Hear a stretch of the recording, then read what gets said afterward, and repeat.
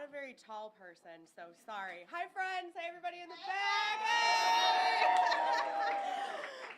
I'll see you all after, but I can't see you right now. But good morning, everybody. Thank you all so much for coming out this morning. Big morning, huh? To all my friends, family, everybody, all the supporters that are here in the room, thank you for taking the time to be here and to share this very special announcement with me. I mean, the cat's kind of out of the bag, right? It's kind of hard to file your paperwork with elections enforcement and then have to do all of the things that lead up to making that possible with it being a secret. But today's a big day, and it's a big day for many reasons, but it's a big day because we're kicking off the first leg of what could be an almost 2-year journey to usher in a new generation of leadership to the state of Connecticut. So with that being said, I am excited to announce to all of you here today that I have officially filed paperwork with the state to explore a run for governor of the state of Connecticut in 2026.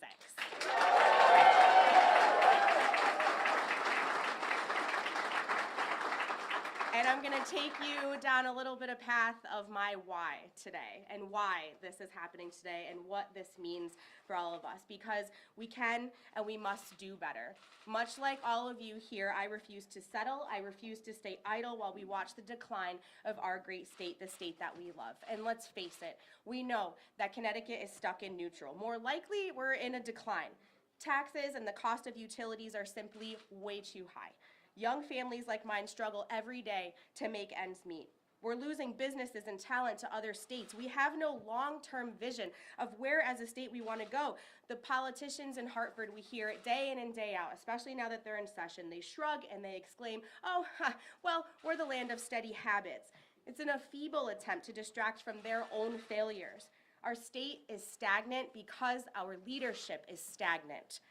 Like Connecticut today, the city of New Britain, I inherited 12 years ago. When I took office 12 years ago, the city was also seeming lost, it was stuck in neutral, and it was drifting into decline. We were dangling perilously from a fiscal cliff. Community pride was non-existent. Downtown was an economic dead zone. You couldn't even find a place to get a cup of coffee in downtown New Britain.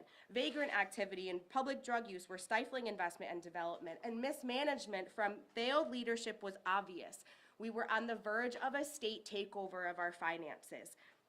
We were the punchline of everyone's jokes across the state of Connecticut, and not anymore, not anymore. 12 years later, you look around, because through common sense and conservative leadership, we stood up, we fought back, we won, despite being outnumbered politically 4-1 Democrats to Republicans in registration. We've lowered taxes, we've closed a $30 million operating deficit, we led the transformation of downtown New Britain, fostering nearly $330 million in new development. $330 million in private development happening in downtown New Britain.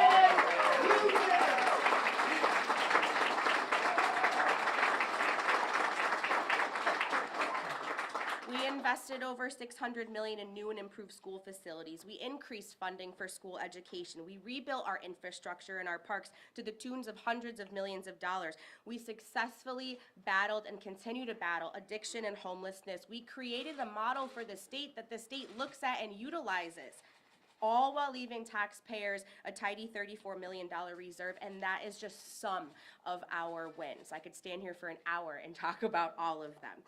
But exploring a run for governor may seem daunting, but I know that I'm ready for this fight because I've won this fight before, right here in New Britain.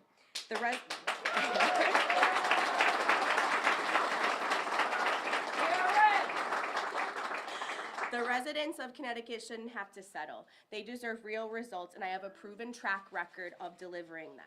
And let me tell you, this fight is deeply personal to me, okay? As a working mother of 2 little ones who are not here today because you don't want a 4-year-old and a 1-year-old screaming for mom when I'm doing this, but I'm a working mom of 2 little ones. I want to leave my children a future that's secure and in a state that they can be proud of and in a state that they want to stay in.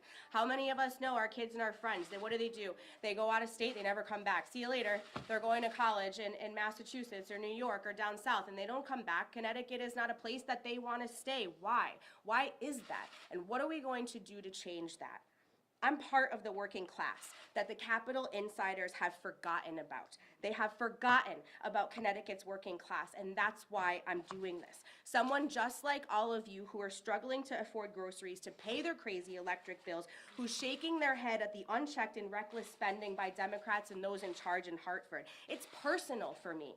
Because as a mayor, I see and I hear all these people in my community who are hurting because they can't pay their taxes or they can't make ends meet. And I say that coming from a household of 2 people who do pretty decent.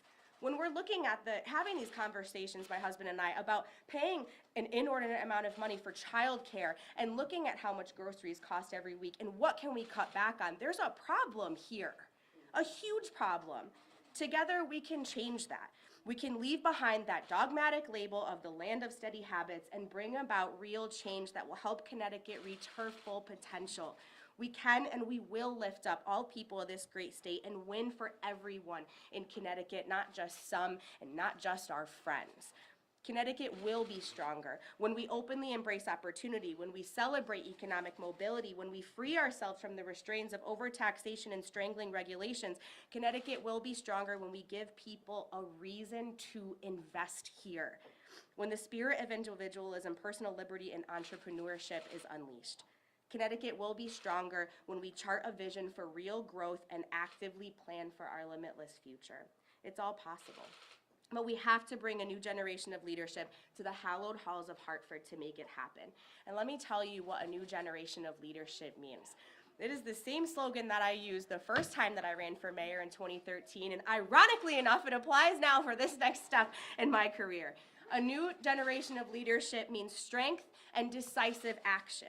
A new generation of leadership, to everyone in this room who knows me, knows a little brashness, straight talk, but definitely telling the truth, right?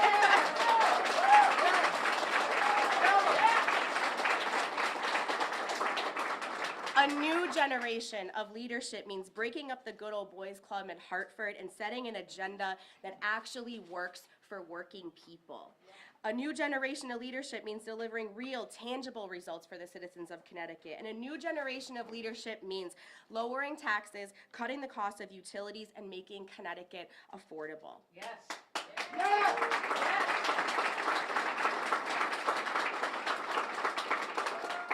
So this is just the beginning. And as I set out over the next couple of months during this exploratory process, I'm taking my case and my vision to every corner of this great state, listening to people like you about where Connecticut should be headed in its future, a future we can build together and all be proud of. I've made a name for myself of listening to people in this community. I've never been afraid to hear people, to listen to what they have to say, and I think it's about time that our statewide leaders do that too. Yes.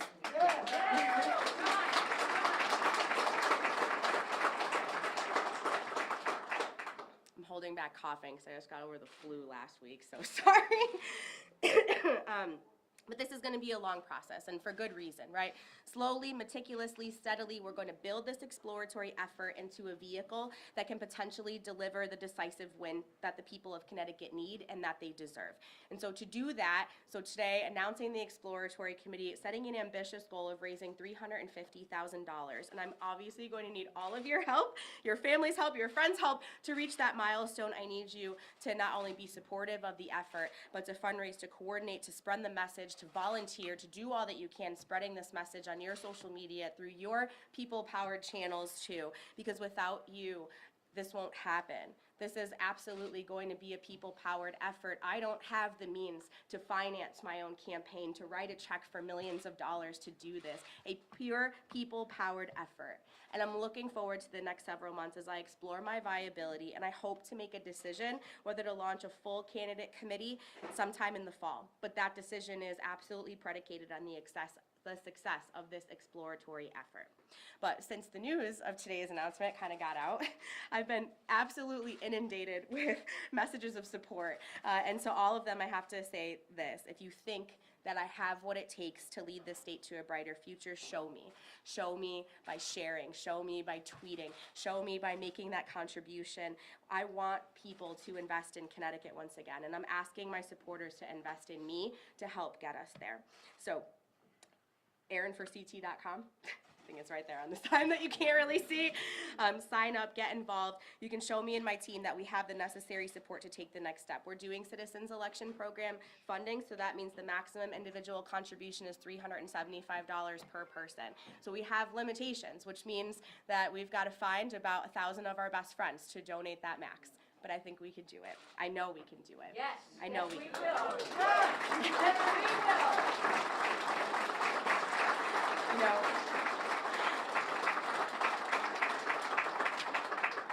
every have to do it. yes, everyone here knows well that I'm a proud New Britain girl. The daughter of a retired firefighter, a retired state worker. My husband's a public works guy. I was called to public service myself. Where's Dom? He's in there somewhere. Hi.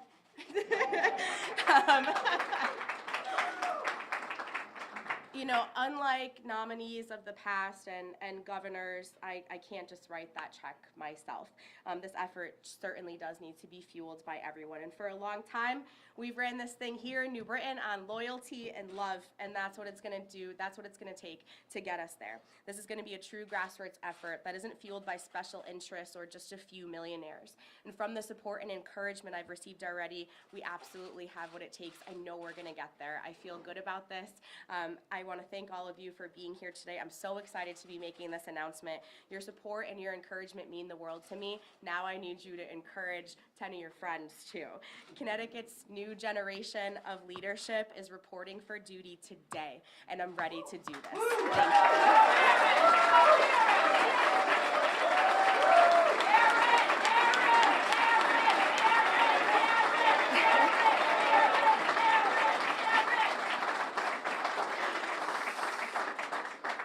So I'll be happy to take a couple of questions. I know, don't all bombard me at once. Hold on, let me close this up.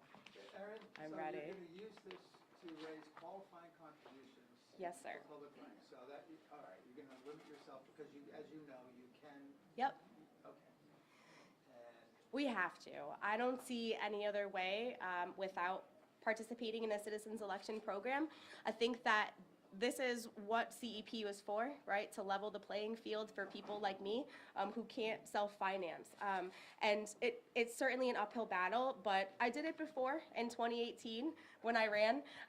It takes a long time, and I think that's why I had to make sure that I'm giving myself the longest runway possible to be able to do that. But it's, we'll get there. so there are changes in the law. Yes. And if you take the next step, how early would you go for that pre-convention grant, which is something like 800 grand? So I mean, again, the Yep. rules have changed significantly. So the $350,000 that we want to raise in this exploratory effort will get us from now to convention. We've built that out. We're not paying people a lot. I have a lot of it is built on volunteers and not paying outside interests who are not from Connecticut to tell us what we think is best for our state.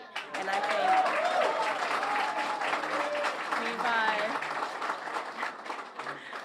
my team and I have been around enough where I think we know how this state functions and we know what the people of the state want, and that's a huge savings in the budget that we've built out. But it's a bare bones effort. So Erin, what specifically would you do differently than Ned Lamont? Everything. I mean, we've heard heard sort of a lot of general promises, but like, Yeah. where specifically do you think he's failed? I think today is, this is about exploring my viability for a candidacy. Look, I have a lot of differences from Ned Lamont. I am an administrator here. I have a successful record of running a government, something that he certainly didn't have. I have a successful track record of listening to people and hearing them and making changes based off of what my constituency wants. I feel that we've been ignored for a long time. One of the basic things that I need to do, or that I would do differently than him, is just hear people and be responsive to them and talk to them. Ned has a lot of happy-go-lucky ideas. None of them have worked, right? We remember when he came out of the field and he was like, what's the first thing Ned Lamont was going to do when he elected governor? And he said, well, I'm going to institute tolls. How did that work out for him, right? Didn't work. Then he got lucky. COVID happened. Well, COVID's over. And now it's time for a new generation of leadership. So Erin, follow up though. How much, I mean, he hasn't decided if he's going to run. No, for he governor. hasn't, right. So how much of a factor is that in your decision? I am not afraid of Ned Lamont. I wouldn't be doing this if I were. I know and I feel confident that the message that we have here and the people that we have behind us are going to propel us forward to change the game for this state. Whether he decides to do it or not does no bearing on where I go from here. But the success of the exploratory effort that we have today certainly will be the determining factor of that. That's for sure. The governor is at odds with elements of his own party regarding He is. his, call it fiscal centrism, whatever, however you'd Sure. like to call it. But he has been defending the fiscal guardrails. There is pressure now to at least loosen the volatility cap to allow some needs to be met. What's your take on the intertwined caps, the spending cap, the Yeah. volatility cap, the revenue cap? Listen, I think that the successes that we're hearing about in the state budget and the money that we have in the coffers are only because of those caps that have been instituted, except for the $370 million that we magically found underneath the couch cushion in the governor's mansion. Like, what? Anyways, those caps are the only reason of why we're performing and why we're doing well. Any effort or any attempt at changing those or getting rid of them encourages future legislative abuse with the cast of characters that's in charge now, and I don't think that that's a good idea because guardrails alone have been responsible for Connecticut performing better. You know, I think that they've worked. They're having a positive impact on the budget. But we do have some serious things to talk about. We have one of the highest unfunded pension liabilities in the country, and we have to keep guard on that. How else are you going to continue paying that down? You know, the money that we magically found in ARPA interest is just proof that, you know, who's mining the store? Those guardrails have to stay in place. Governor Lamont is going to have a hard time with his own party who want to loosen those guardrails and spend money. And he's got a rough road ahead of him, especially this session, because there's going to be a lot of back and forth. And I gather that he's going to upset a lot of his own people, and I'm sure that will impact his decision-making this summer. But you back him on that position he's taken, it sounds like. You agree? To protect the guardrails, yes. It's a good decision. Mayor, Connecticut saw a rightward shift in the vote for president this past election. A little bit. A little bit. Well, I wanted to know, Yeah. I mean, that is directional. Do you find that encouraging? Yeah, I And do. go ahead. Yeah, no, I do. It's encouraging. It was a surprise. I don't think that I expected Connecticut to shift more to the right than what we had before. But I think that that's just indicative of people being tired of not being able to afford their bills. And I think that's a direct correlation to the financial issues that individuals and that families are facing. And how do you feel President Trump is doing so far in his second term? Well, he's not doing anything that he didn't say he was going to do. But you want to talk about electing somebody who says they're going to do something and actually does it? We knew what we were getting when he won. We knew that everything that's happened in the last week, all the executive orders, we knew that that was going to happen because he's the type of leader who says he's going to do something and does it. He doesn't waffle, and I'm that same type of leader. I've done that here time and time again, and I'm proud of it.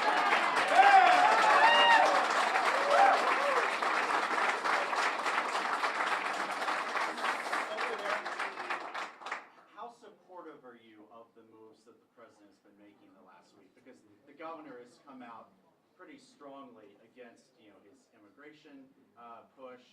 He's not doing anything that he said he was not going to do. But do you- This but can't do you become as a What do you surprise. think about support it? that? Do you support what he's doing is the question. Yes. You support what he's doing?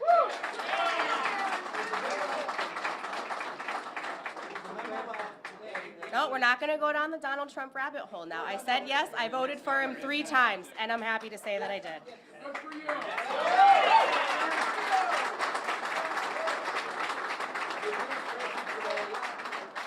Temporarily has closed off federal funding to cities like New Britain, as well as a wide rash of programs. And to be honest, we're still trying to figure out the meaning of that memo. But Right, so if we don't know, then I'm not going to comment on it. Okay, you have people analyzing and trying to figure out what's the impact on New Britain? Sure, I'll read it later. Okay. Would it be bad though if he cuts off billions of dollars for states? Would that be bad for Connecticut? Which is what he's doing. We don't know that yet. If I haven't read the memo and we don't know, and you guys are all telling me you're not sure, then we don't know that yet, so move on to the next question. Trump, what do you think he's doing?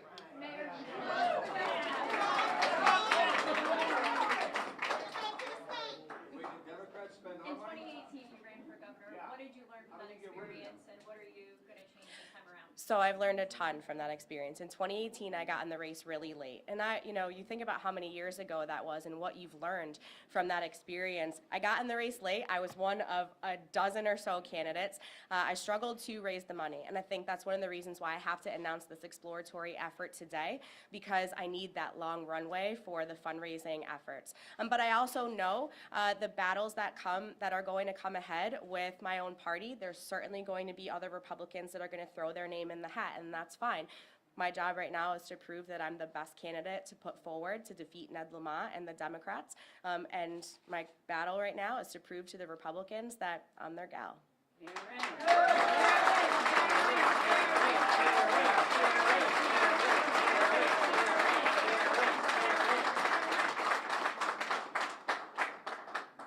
All right, thank you guys. I'm ready for the summer. I'm ready for this.